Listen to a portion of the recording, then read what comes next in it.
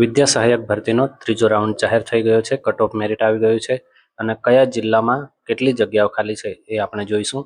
આ સિવાય બીજું આપણે જોઈશું કે કઈ કેટેગરીમાં કેટલી જગ્યાઓ ખાલી છે અને ટોટલ જગ્યાઓ કેટલી છે એ પણ આપણે જોઈ લઈએ. તો ત્રીજા રાઉન્ડમાં કેટલી જગ્યાઓ ખાલી છે જોઈ લઈએ. તો સૌથી પહેલા વાત કરીએ અમદાવાદની. અમદાવાદમાં એસટીમાં 14 જગ્યા ખાલી છે. ટોટલ જગ્યા છે 14. વડોદરાની વાત કરીએ તો એસટીમાં 61 જગ્યા ખાલી છે. ટોટલ 61 જગ્યા છે. આ સિવાય સુરતમાં જોઈએ તો એસટીમાં 0 જગ્યા છે. એસસીબીસીમાં 1 જગ્યા છે. ટોટલ 1 જગ્યા. આગળ છે ખેડા. ખેડામાં ઈડબ્લ્યુએસમાં 1 જગ્યા છે. કુલ 1 જગ્યા છે. આણંદમાં 37 જગ્યા છે એસટીમાં, કુલ 37 જગ્યા છે. એ જ રીતે પંચમહાલની વાત કરીએ તો એસટીમાં 158 જગ્યા છે.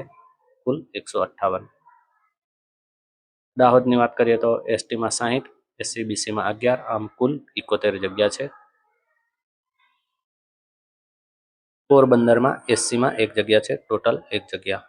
ત્યાર પછી પાટણમાં એસટીમાં 2 જગ્યા છે. કુલ 2 જગ્યા. ભાવનગરમાં એસટીમાં 4 જગ્યા. ટોટલ 4 જગ્યા. જામનગરમાં એસસીમાં 2 જગ્યા છે. કુલ 2 જગ્યા જ છે.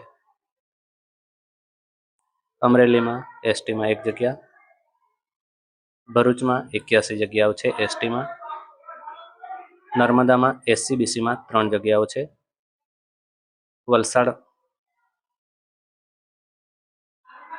વલસાડમાં એસસીમાં 1 જગ્યા છે.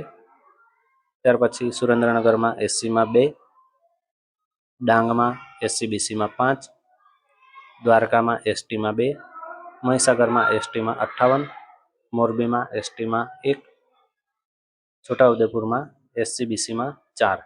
આમ કુલ જોઈએ તો અહીંયા આપણને જિલ્લાનું આપેલું છે.